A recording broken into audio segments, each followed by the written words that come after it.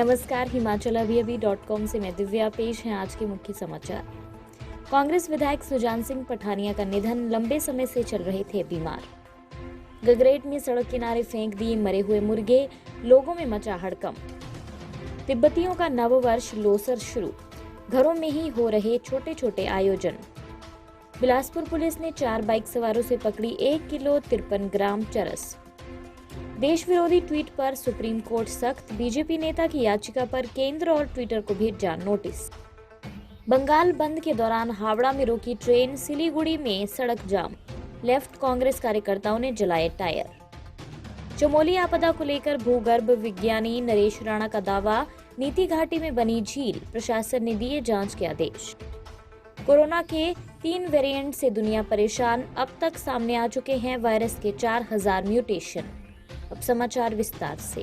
आपके स्वास्थ्य का प्रहरी, श्री बालाजी हॉस्पिटल, कांगड़ा, हिमाचल। हिमाचल प्रदेश के पूर्व मंत्री और कांगड़ा के फतेहपुर विधानसभा क्षेत्र से कांग्रेस के विधायक सुजान सिंह पठानिया का निधन हो गया है। वे 78 वर्ष के थे और लंबे समय से बीमार चल रहे थे।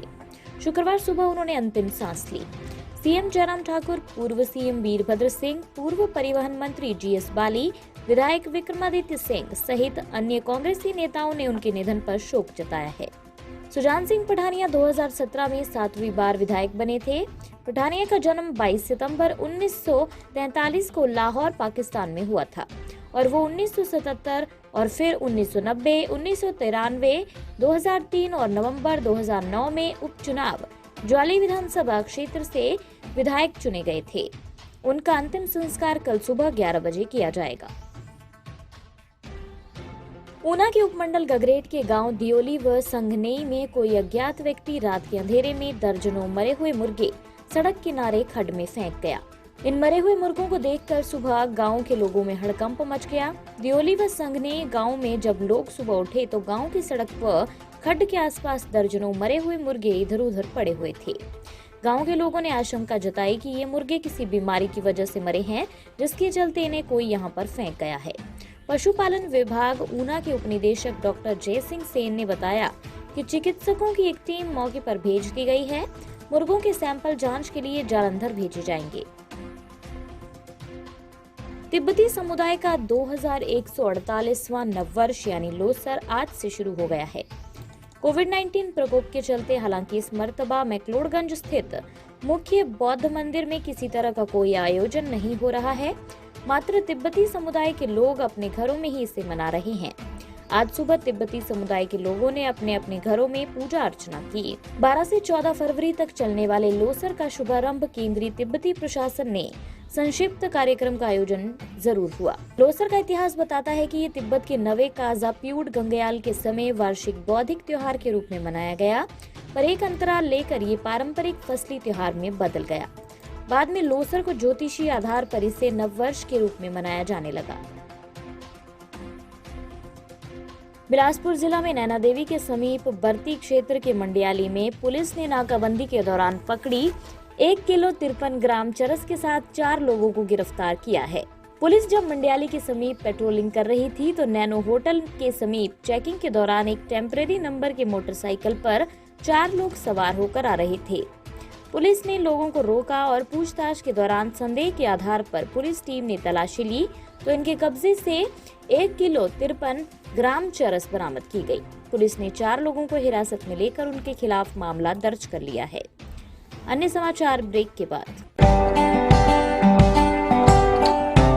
Shri Balaji multi speciality hospital Kangra, जहां आपको एक ही छत के नीचे मिले बेहतरीन चिकित्सा सुविधाएं, cardiology, laparoscopic, general surgery, neuro surgery, orthopaedics, paediatric, radio diagnosis, urology, gastroenterology, ophthalmology, pathology, medicine, anaesthesia और डेंटल जैसी अत्याधुनिक और बेहतरीन चिकित्सा सुविधाएं, 24 घंटे इमरजेंसी सुविधा, 9 बेड के साथ critical care unit, cardiac monitor और डिफिब्रिलेटर्स, सेंट्रल ऑक्सीजन लाइन और वेंटिलेटर सुविधा।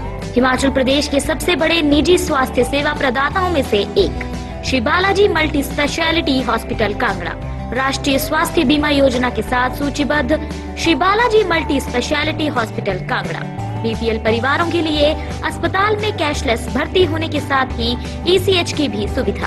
हमारा पता Shri Balaji multi speciality hospital, Balaji Vihar, Ujjain, Kangra.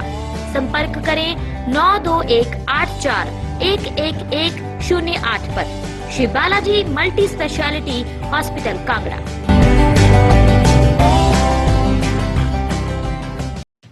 Supreme court ने शुक्रवार को सख्ती बरतते हुए देश विरोधी ट्वीट और फेक न्यूज को लेकर बीजेपी नेता की याचिका पर केंद्र, ट्वीट और अन्य को नोटिस भेजा है।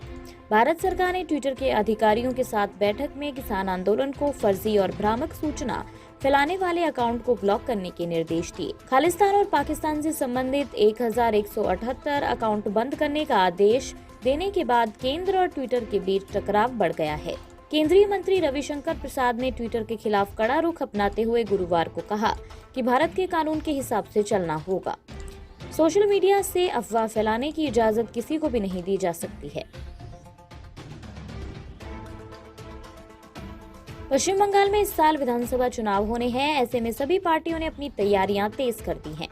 इसी कड़ी में गुरुवार को लेफ्ट फ्रंट के छात्रों और युवाओं ने कोलकाता के नबना की ओर रोजगार की मांग करते हुए मार्च निकाला। लेफ्ट का आरोप है कि पुलिस ने उनके कार्यकर्ताओं की पिटाई की और उन पर वाटर कैनन का इस्तेमाल किया। इस विरोध में शुक्रवार को वाम दलों और कांग्रेस पार्टी ने 12 घंटे का बंगाल बंद बुलाया है। बंद के दौरान वामपंथी पार्टी के कार्यकर्ताओं ने विभिन्न स्थानों पर सड़कों और रेलवे ट्रैक को ब्लॉक कर दिया। सिलीगुड़ी में वाम दलों और कांग्रेस ने सड़क जाम कर दी। इसके अलावा रेल बंद है और 3 स्थानों पर टायर जलाए गए हैं। उत्तराखंड में गढ़वाल केंद्रीय विश्वविद्यालय के भूगर्भ विज्ञानी डॉक्टर नरेश राणा ने दावा किया है कि आपदा प्रभावित चमोली जिले में ऋषिगंगा के मुहाने पर झील बन गई है। जिस स्थान पर झील बनी हुई है उस स्थान पर जाकर डॉक्टर राणा ने जानकारी जुटाई है।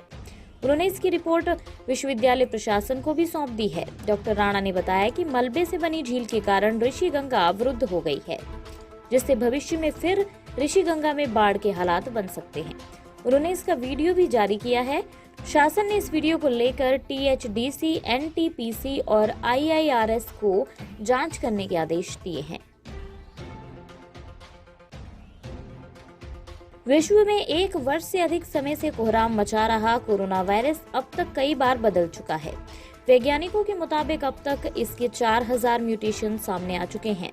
म्यूटेशन का अर्थ है ये लगातार बदल रहा है।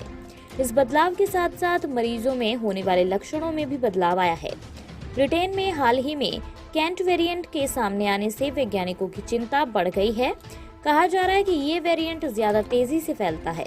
ब्रिटेन की जेनेटिक सर्विलांस प्रोग्राम की प्रमुख ने यहाँ तक कहा कि इससे चलने वाली लड़ाई 1 दशक तक चल सकती है और ये वेरिएंट पूरी दुनिया को अपनी चपेट में ले सकता है।